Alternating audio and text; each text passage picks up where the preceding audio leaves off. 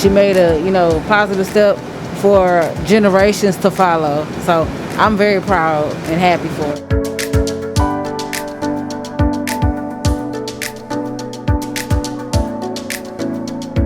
It means a lot to me because she's getting recognition for the situation that occurred to her and what happened, and a lot of good things came from behind that situation.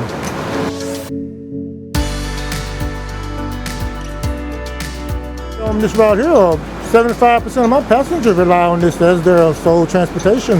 Mostly work, doctor's appointments, and shopping.